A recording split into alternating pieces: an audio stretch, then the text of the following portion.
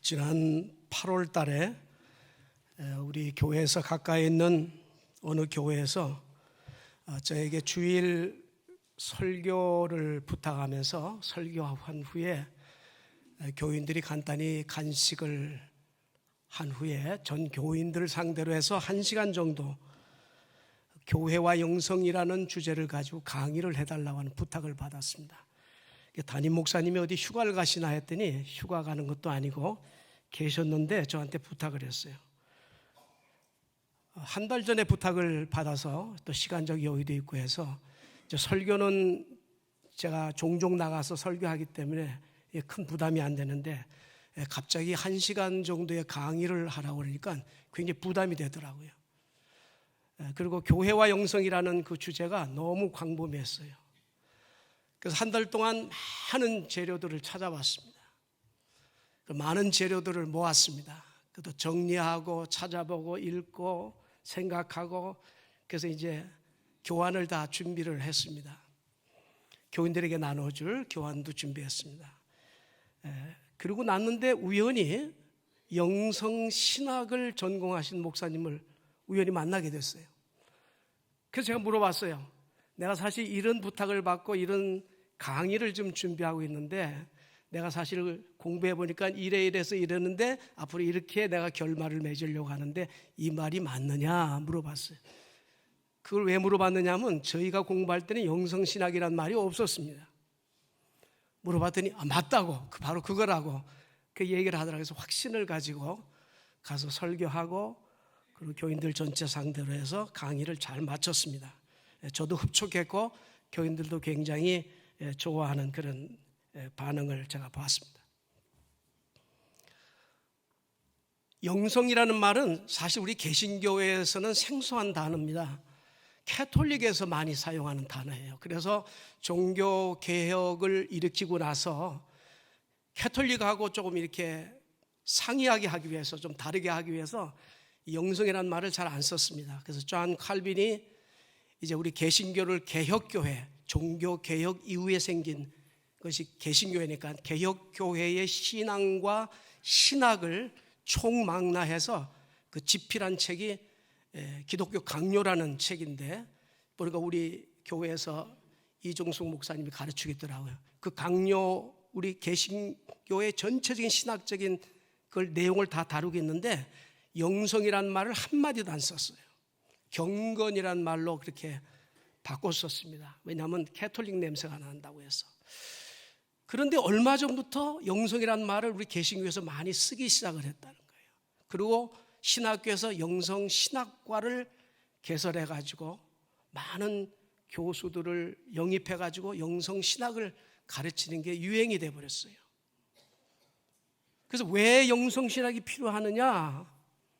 근데 그분들은 그렇게 얘기합니다. 우리 개신교가 지금 정체되어 있다는 거죠. 그리고 정체될 뿐 아니라 굉장히 우리가 부끄러운 일들을 많이 당하고 있고 하고 있고 그리고 사회적인 지탄을 너무 많이 받고 있다는 거예요. 근데 왜 그럴까? 신학자들이 연구해 보니까 우리 개신교의 영성이 부족하다. 영성이 부족하다. 너무 성경 공부만 열심히 하다 보니까 영성이 너무 부족한 거 아니냐. 그래서 영성을 강조해야 되겠다. 그래서 영성신학을 가르치게 되었다. 또 한 가지 중요한 거는 우리 영성이라고 하는 말은 결국은 하나님과 체험하는 거예요. 하나님의 음성을 듣고 하나님을 만나고 하나님을 체험하는 건데 그것이 굉장히 주관적이라는 거예요. 본인은 하나님의 음성을 들었다고 하는데 주관적이란 말은 자기가 너무 거기서 심취하게 되면은 그걸 착각을 일으킬 수가 있다는 거예요. 물론 아닌 사람, 그렇지 않은 사람도 있습니다. 객관적이 된다. 객관적이란 말은 그 사람이 하나님을 체험했다고 하는 얘기, 그 사람이 주님의 음성을 들었다는 얘기가 다른 사람이 들어도 동의가 될 수 있는 게 객관적이에요. 객관적인 구별이 필요하다. 너무 주관적으로 나가는 경우가 많이 있다. 그래서 우리 개신교가 이렇게 지금 지탄받는 것 중에 하나의 요인이 될 수 있다. 이렇게 신학자들이 보는 겁니다. 한 예를 들자면은 성경에서 예수님이 성령에 이끌려서 40일 동안 광야에서 금식 기도를 했어요. 금식 기도를 다 마쳤어요. 얼마나 배고프겠습니까? 그런데 첫 번째 음성이 누구의 음성을 들어? 사탄이 얘기하는 거예요. 예수님한테. 저 돌들 보이지? 광야에 돌이 얼마나 많겠어요. 지금 한참 배고픈 예수님한테 떡덩어리 되게 해라. 너 배고프지 않냐? 그런 얘기예요. 예수님이 사탄아 물러가라. 사람이 떡으로만 사는 것이 아니라 하나님의 말씀으로 살아야 되느냐 물리쳤단 말이에요. 예수님은 영에 밝으신 분이니까, 영을 분별할 수 있는 분이니까 얼마든지 그게 사탄의 소리인지 하나님의 음성인지 구별할 수 있지만 나와 여러분들은 그렇지 않다는 거예요. 우리가 그 상황에 가서 40일 동안 금식 기도를 하고 그 배고픔에 굶주려 있는데 저 돌들을 떡덩어리를 만들게 하라 라고 그 음성을 들었을 때 잘못하면은 그거를 하나님의 음성으로 들을 수도 있다 그런 얘기예요. 그래서 객관적인 구별을 위해서 영성신학을 가르쳐야 된다. 이렇게 이제 신학자들이 얘기를 하고 있습니다. 영성이라는 말은 아까도 얘기한 것처럼 쉬운 간단한 얘기예요. 우리가 하나님을 인격적으로 만난다, 주님의 음성을 듣는다. 그게 뭐 영성이에요, 간단히 말하면요. 그래서 신학자들은 좀 어렵게 얘기합니다. 영성이 무엇입니까? 하나님의 임재의 의식을 가지고 날마다 하나님을 의식하며 사는 삶이다. 이렇게 얘기해요. 다시 말하면 우리가 말하고 행동하고 그리고 무엇을 결정할 때에 하나님이 내 곁에 계시다, 하나님이 나를 워치하고 계시다 라고 하는 의식을 가지고 살아가는 것이 영성이다. 그래서 개혁교회, 개혁을 외쳤던 그 개혁의 선구자들이 무엇을 구호로 냈었냐면 코람데오라는 말을 외쳤어요. 코람데오, 에브리데이 코람데오, 코람데오였어요. 그때는 라틴 말을 쓸 때니까 데오라는 말은 하나님이라는 뜻이고 코람이라는 건 프론트라는 뜻이에요. 하나님 앞에서. 그게 그분들의 구호였어요. 에브리데이. 하나님 앞에서. 내가 하나님 앞에서 산다. 내가 하나님 앞에서 말한다. 내가 하나님 앞에서 결정한다. 그것이 구호였다는 거예요. 그러니까 우리가 영성의 삶을 살지 못하는 것은 하나님이 지금 나를 보고 있다, 하나님이 나를 지금 옆에 계시다는 걸 의식을 하지 않기 때문에 우리의 신앙이, 우리의 모습들이 부끄럽게 보이게 될 때가 많이 있다. 그래서 영성이 필요하다. 그런 얘기를 합니다. 지금 미국에서요, 영성운동을 열심히 하는 그런 목사님이 계시는데 신학자요, 베스트셀러예요. 그분은 막 책만 냈다면 베스트셀러.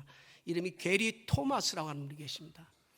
그분이 쓴 책 가운데, 그래서 그분은 지금 미국의 복음주의 영성센터를 설립하고 그걸 운영하시는 분이에요. 여러 도시에 영성훈련 하시는 분이에요. 근데 그분이 치은 책 가운데 영성에도 색깔이 있다라는 책이 있습니다. 영성에도 색깔이 있다. 그 얘기는 뭐냐면 사람들이 다 기질이 다르다, 성격이 다르다. 일란성 쌍둥이도 서로 기질이 다르다는 거예요. 나 같은 사람은 한 사람도 세상에 없다는 거예요. 맞는 말이죠? 마찬가지. 하나님의 음성을 듣고 하나님을 체험하는 그 방법도 사람의 기질에 따라 다 다르더라는 거예요. 물론 이분 미국 사람이니까 미국 사람 기준으로 얘기하는, 그래서 9가지를 설명을 했어요. 어떤 사람은 그 자연 속에서도 하나님의 음성을 듣는 사람이 있고, 어떤 사람은 웅장한 예배당 속에서 그 건물 속에서 하나님의 음성을 듣는 사람도 있고, 어떤 사람은 막 열정적인 예배를 드려야 하나님의 음성을 듣고 체험하는 사람도 있고, 어떤 사람은 조용히 전통적인 예배를 통해서 듣는 사람도 있고, 어떤 사람들은 불쌍한 사람을 돕는 박애주의 그런 걸 통해서, 어떤 사람은 사회 봉사주의를 통해서, 어떤 사람은 막 신학적인 토론을 통해서 하나님의 음성을 듣는 사람도 있고, 미국 사람들의 경향이 이렇게 9가지를 설명을 하면서 그분이 얘기하자는 것은 영성의 다 컬러가 틀리다는 거예요. 그러니까 나와 똑같은 것이 하나님의 음성을 들었다, 나와 똑같이 해야 하나님을 체험한다 하는 것은 없다는 거예요. 그거를 먼저 인정해야 건강한 영성을 내가 소유할 수 있다. 다 다르다는 거예요. 예, 다 다르다는 거예요. 그래서 우리 교회 보세요. 1부 예배는 우리 보니까 고요한 예배, 2부 예배는 전통적인 예배, 3부 예배는 열린 예배. 내가 좋은 데 가면 되는 건데, 내 기질에 맞는 데 가면 되지. 열린 예배 와가지고 왜 조용히 예배 안 드리냐고 떠들 필요 없어요. 내가 맞는 예배 참석합니다. 아니, 열린 예배가 좋은 사람이 있는데, 그래 하나님의 음성을 듣는 사람이 있다는데 어떡할 거예요? 다 틀리다는 거예요. 그러니까 내 고집 부리지 말라는 거예요. 다 틀리다는 거예요.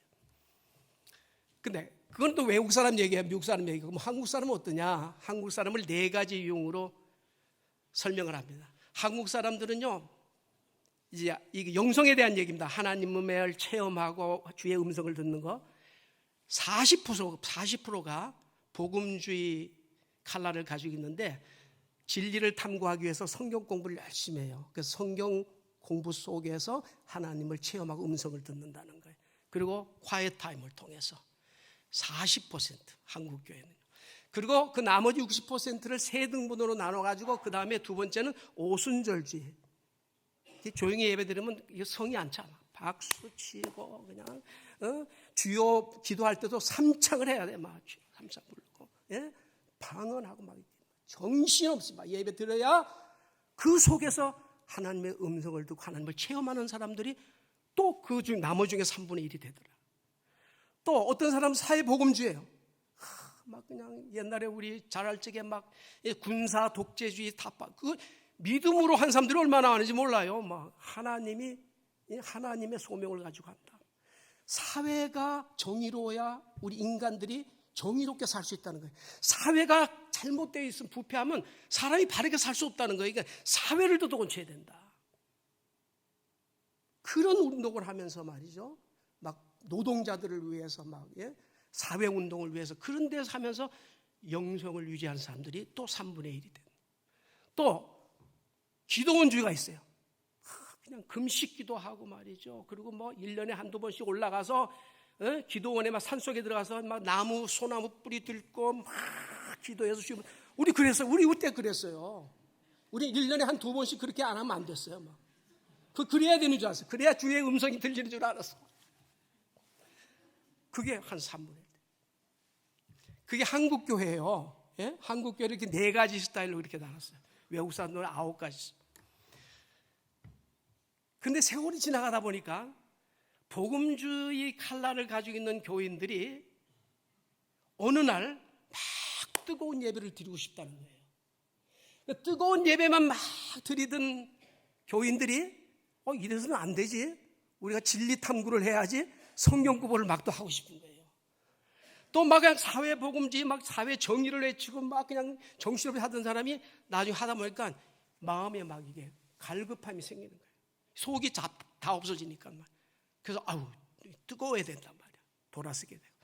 또 기도원에서 막 나무 뿌리 붙들고 그래야 하나님의 음성을 듣는 사람이 계속 기도원에만 있을 수 없잖아요. 산에 내려와야지, 세상에. 그래서 한참 기도 운동에서 한국의 교회 기도원이 얼마나 많았어요. 대형 기도원이. 지금은요, 가면 다 기도원 판다고 나와서. 기도원에 안 와, 지금은. 그 변해서 안 와요.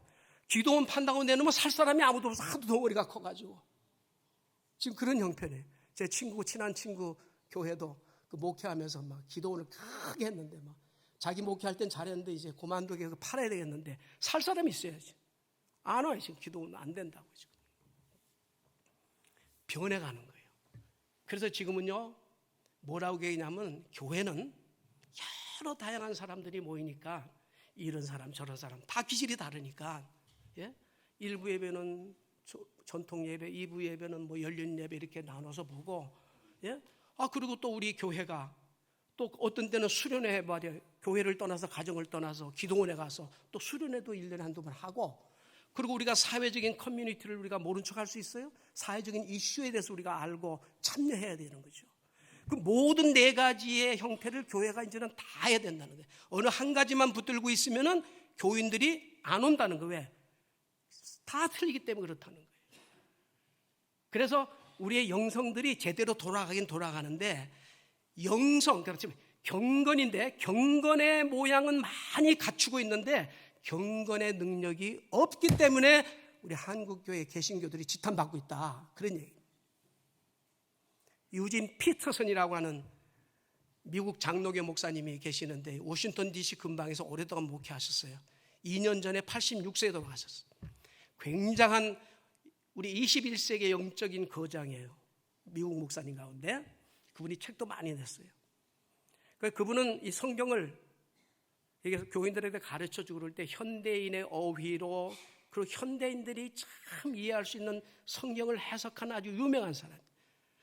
근데 그분이 이제 한국 교회에 초청을 받아 갔어요. 가가지고 기자들이, 종교부 기자들이 와가지고 목사님은 지금 오늘날 영적인 거장이신데 영성이 뭡니까? 한마디로 좀 쥐박해서 얘기해 주십시오 했더니, 영성이라고 하는 것은 어떤 신비적인 기술을 가르치는 것이 아닙니다. 영성이라고 하는 것은 현재 내가 살고 있는 내 삶 속에서 얼마나 건전하게 인간다운 삶을 살아가도록 그거를 요구하고 가르치고 그렇게 하라고 권면한 것이 영성입니다. 내가 살고 있는 내 현실에서 뭐 특별한 게 아니라는 거예요. 그럼 어떻게 하면 그렇게 하겠습니까? 사람은 두 가지만 믿음으로 이겨낼 수 있으면 됩니다. 뭔데요? 인간의 욕망이 있다, 인간의 본능이 있다는 거예요. 인간의 욕망, 누구나 다 가지고 있는 인간의 욕망을 믿음으로 절제할 수 있어야 됩니다. 세상으로부터는 유혹이 있어요. 엄청난 유혹을 우리가 받고 삽니다. 그 유혹 속에서도 믿음으로 그 유혹을 거절할 수 있는 그런 삶을 살 수 있도록 만드는 것이 영성이라는 것입니다. 그렇게 얘기했다는 거예요. 그러니까 한국교회가 그 얘기를 들으면서 너무 부끄러운 거죠.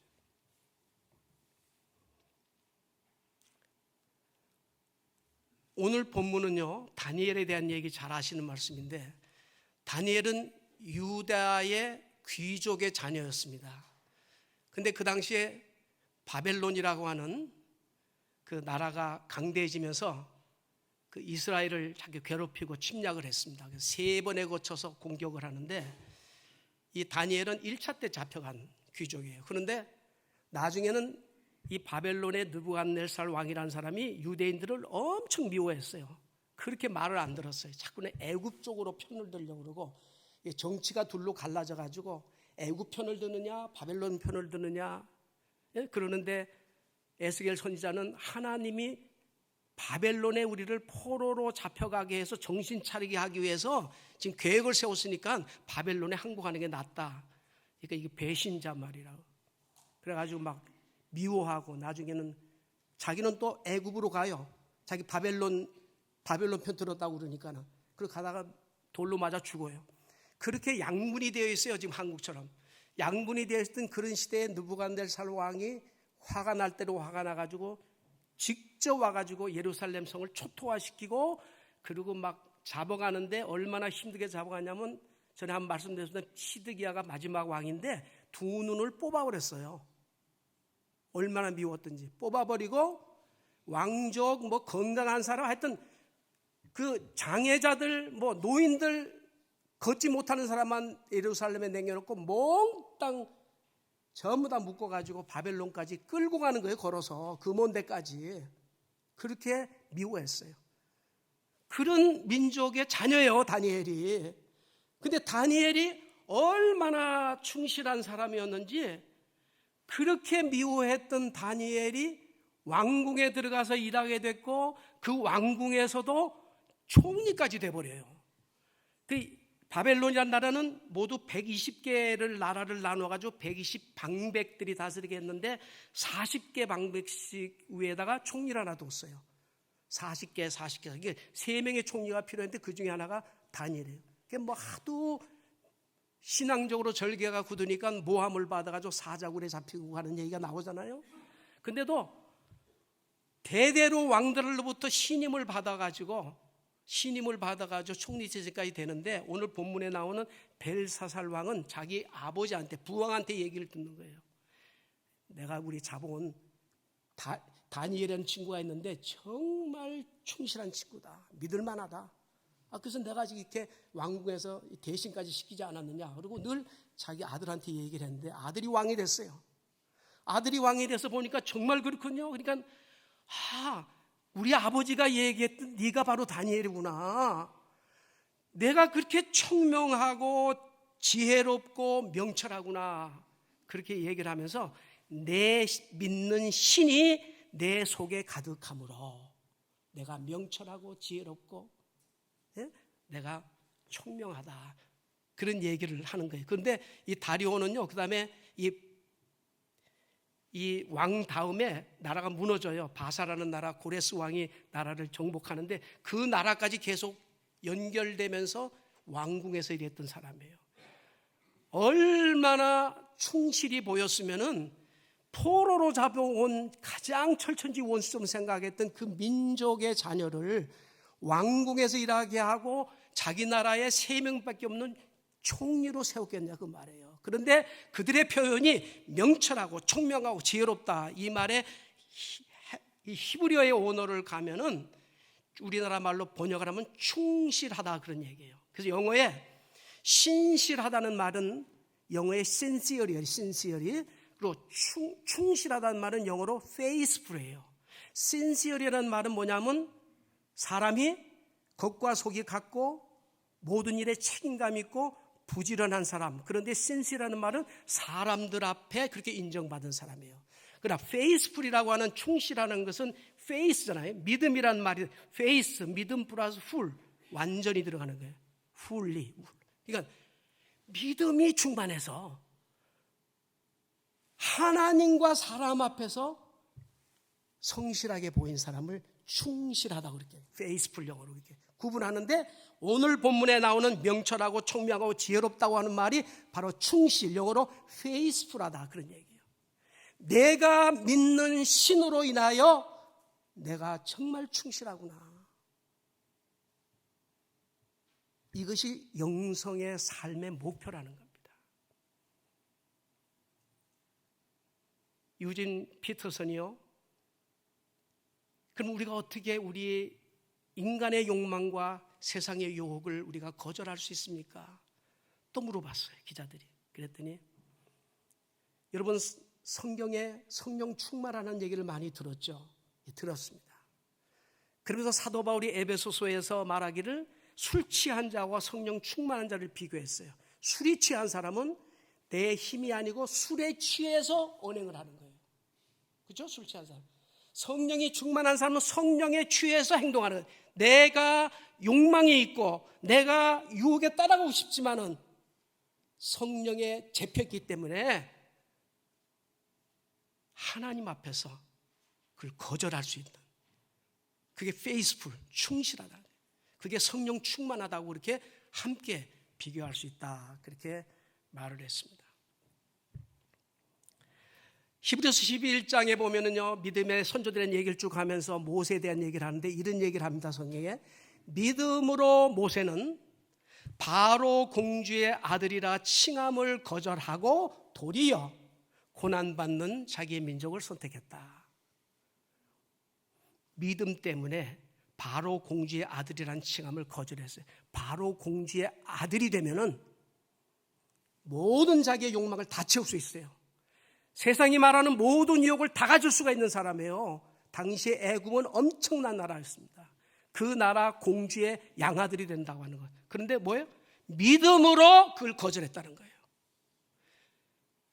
내 욕망과 세상이 말하는 모든 걸 내가 가질 수 있지만은 믿음으로 그걸 거절하고 도리어 고난받는 민족을 택하게 됐다. 그것이 바로 영성의 삶을 살아가는 모습이다. 이렇게 피터슨 목사님이 얘기를 했다는 겁니다. 저희가 목회할 때 참 부러웠던 영적인 그런 아주 거장들이 계셨댔습니다. 한국에. 부러웠어요. 난 어떻게 저렇게 될 수 있을까? 목회를 하는데 수십만 명, 수만 명 그게 뭐 저절로 됩니까? 얼마나 영성의 대가였으면은 수십만 명의 교인이 모이느냐고요. 그냥 나 모입니까, 교회에? 안 모이잖아요. 어떤 분은 막 청년들만 만여 명씩 모여. 청년들이 지금 다 떠나는 판인데 어떻게 이렇게 많이 모여? 그는 뭔가 청년들에게 보이는 어떤 영적인 무슨 파워이기 때문에 이렇게 모이는 거지. 그냥 모입니까? 몇만 명이 모여. 어떤 분은 막 탁 이마에다 손바닥만은 갖다만 대려고만 해도 그냥 나가 자빠져서 입신이 와요. 와. 물론 비판을 많이 하죠. 비판을 하면서도 부러워한 거예요. 이야, 와, 대단하다. 근데 막 나가 자빠진 사람들이 막 회개하고 뭐 난리가 났어. 새로워진 사람도 많이 있고. 그런 교회는 막 몇만 명, 아무리 뭐 잘못됐다고 뭐 2단이다 3단이다 소용없어. 막 교인들이 물밀쳐서 모여야 돼. 뭐 어떤 사람은 그냥 착 보면 저놈 저 귀신이 몇 마리 있다는 거 다 알아. 와, 대단하잖아요. 그 영성이 얼마나 깊으면 그렇게 아냐고요. 젊었을 때는 굉장했던가 봐요. 그런데 다 거의 마지막에 가서는 하나같이 전부 다 세상 법정에서 형을 받고 형무소에 들어가 있어. 내가 부러웠던 사람들. 기가 막혀. 그게 아니 그 뭐 모든 남은 아니 모든 사람들이 그분들은 영성의 대가였다고 다 우리가 알고 있지. 누가 그렇지 않다고 생각하는 사람이 누가 있겠어요?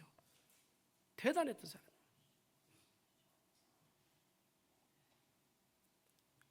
제가 몇 달 전에 인터넷을 보는데 그 신학교 저희 동기생 아니고 이제 다른 분들 얘기인데 그 자기들 카페가 있잖아요. 동기생들이 카페 뭐 성가대끼리 카페하고 뭐 이렇게 카페 하잖아요. 자기들끼리 서로 인포메이션 전하고 소식 전하고 얘기 좋은 거 있어요. 글 띄우고 이제 그것 중에 어떤 사람이 카페 회원한 사람이 글을 인터넷에 올렸어요. 그래서 저도 우연히 봤는데 자기 신학교 동기생 가운데 이제 제목이 뭐냐면 세상에서 가장 위대한 영성이 깊은 자랑스러운 우리 동기생 그런 내용이에요. 그리고 거기 그거를 동의하는 사람들 20명 이름들이 쫙 어느 목사 쫙 나왔어요. 얘기인즉은 그분이 자기 동기생 가운데 한 분이 신학교를 입학을 할 때 우수하게 수석으로 입학을 하고 수석으로 졸업하고 공부하는 동안에 하여튼 모든 면에서 그냥 그렇게 퍼펙트했대요. 기도하면 기도의 대로 뭐 신앙 토론하면 토론에 대한 안 참석하는 데가 없고 그래서 그 동기생들이 정말 우러러 봤대요. 그래서 그분은 신학교 다닐 때 인턴을 하러 이제 교회 전도사로 가면은 막 대형 교회에서 그런 분들은 모시고 가거든요. 전도사도. 그 그냥 장학금을 주는데 장학금도 다른 사람도 몇 배를 더 주는 거예요. 뭐 워낙 성실하니까. 그래 그런 분들은 졸업을 하는 동시에 대형 교회에서 픽업해 가요. 그래가지고 한 5, 6년 부목사로 잘 훈련을 시켜가지고 충실하게 일하면은 중형교회에서 후임자가 필요하면요 소개를 합니다. 그리고 또 소개를 해달라고 그래요. 그럼 그런 대형교회에서 소개를 하면은 고맙습니다 받아요. 뭐 신문에 광고 필요 없어요. 받아요. 그래 받아줬으면 거기서 한 10년 동안 열심히 하잖아요. 그럼 대형교회에 후임자가 필요하잖아요. 그러면 그분이 또 픽업돼서 가요. 그래서 아주 보장되어 있는 거예요. 이 순서가 쫙. 그런데 졸업을 했는데 아버지가 불렀어요. 얘긴즉은 그 할아버지가 선교사가 그 막 한국을 방방곡곡을 다니면서 전도를 할 때 그때 전도를 받아가지고 자기 땅에다가 조그만 교회를 하나 졌어요. 옛날에 시골에 사람들이 많이 살았잖아요. 그래서 할아버지가 돌아가셨어. 근데 점점 젊은 사람들이 도시로 가고 노인들만 남게 됐잖아요. 옛날에 벌써 몇십 년 전만 해도 시골 교회에 담임 목사, 전도사 없는 교회가 수두룩했어요. 장로님들이 다 예배 인도하고 그랬어요. 그러니까 이 교회도 마찬가지예요. 자기 아버지가 그 교회를 장로님이 인도했어요. 올 사람이 없어요. 그때는 목사가 모자랄 때니까. 그런데 점점 교인들이 주는 거예요. 뭐 죽고 다 이사가고 남은 사람은 다 꼬부라진 할머니만 10명 남은 거예요. 근데 큰일 나. 이분들이 처음부터 예수 믿은 사람들. 그 아버지가 불러서 야, 큰일 났다. 지금 나도 힘이 없어서 나도 너무 오랫동안 설교해서 할 것도 없다. 네가 좀 와서 해줘야 되겠다. 이 기가 막힌 일이에요. 네가 와서 교회를 좀 맡아줘야 되겠다. 그래서 이 아버지는 자기 할아버지한테 세습을 받았고 그 아버지는 지금 아들한테 세습을 주려고 하는 거예요. 내 교회를 맡아라. 그래서 15명 모인 할머니만 사는 아주 시골 깡촌에 전도사로 가서 목사가 되게 됐어요. 근데 아버지가 하는 말이 야, 몇 년만 고생해. 몇 년 있으면 다 죽을 거야. 왜 아버지도 보니까 안 됐거든. 자기 아들 올 사람은 없고 데려올 사람 만만한 건 자기 아들밖에 없는 거야. 근데 아들의 앞날이 창창하지 시골 바닥에 어떡하냐. 그런데 안 죽는 거예요 이게. 100세 시대가 돼가지고 뭐 안 죽어 이게 막 32년을 그 교회에서 목회를 했다는 거예요. 그 대단한 능력이 있는 사람이 은퇴하는 날 동기생들이 가서 보고 그동안에 수십 번 대형교회에서 장로님들이 가가지고 목사님 우리 교회 오십시오. 아니 이게 도대체 무슨 일입니까? 이게 뭘 하자고 하는 겁니까? 말이지. 애들 여기서 공부시켜서 어떡하려고 그러냐고 지금. 대도시에서 공부해도 지금 살아남기 힘든 판에 어떡하려고 그러냐고 말이야. 기가 막히는 거예요. 사는 모습 보니 교회를 보니까 기가 막히지 않겠어요? 수십 번을 나도 누가 하느냐고. 장로님이 하시겠냐고. 누가 이 사람 할 거냐. 이 사람 안 갔다는 거예요. 그러고는 32년을 하고 은퇴를 하게 됐어요. 동기생들이 그 얘기를 듣고 그 교회를 방문하고 모습을 보니까 가슴이 맺어지더라고요. 저렇게 훌륭한 우리 동기생이 있구나. 진짜 영성이 깊은 사람이구나. 저런 사람들을 영성의 대가라고 불러야지. 그 자기들이 부끄러운 거예요. 저도 그거를 보면서 부끄럽더라. 세습을 해도 이렇게 세습을 해야 되지. 얼마나 멋있어요. 그러고 하셨다. 나 그 얘기 듣고요. 정말 부끄럽더라고. 그래. 저거는 영성의 대가가 아니면 견딜 수 없는 거예요. 우리의 본능이 부모의 본능이 뭡니까? 내 자식 잘 되고 싶어 하잖아요. 대도시에 가서 가르치고 싶죠. 대도시에 가서 공부 가르치고 싶죠. 누가 그 시골 바닥에서 가르치고 싶겠어요? 아주 시골 빼기를 만들어 버렸어요. 어느 부모가 그렇게 원하겠습니까? 그 욕망을 참았다는. 수십 번 와서 대형교회에서 모시고 가겠습니다. 이렇게 해드리겠습니다. 이렇게 해드리겠습니다. 왜 이렇게 고생합니까? 사서 고생합니까? 그 유혹을 다 물리쳤다는 거예요. 이게 영성이 깊지 않고는 영성의 대가가 아니지만 알 수가 없는 거라는 거예요. 인간들은 다 넘어지게 돼 있다는 거예요.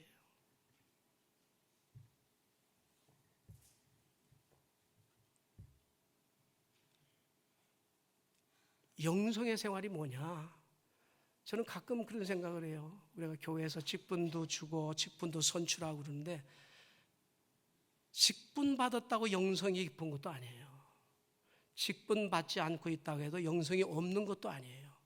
나는 가만히 요새 생각해 보면은 우리 교인들 이렇게 보면 직분 선출도 한 번 몇십 년 됐는데 아직도 권사도 못 된 사람이 수두룩하더라고 보니까. 근데 그래도 아무 까닭 없이도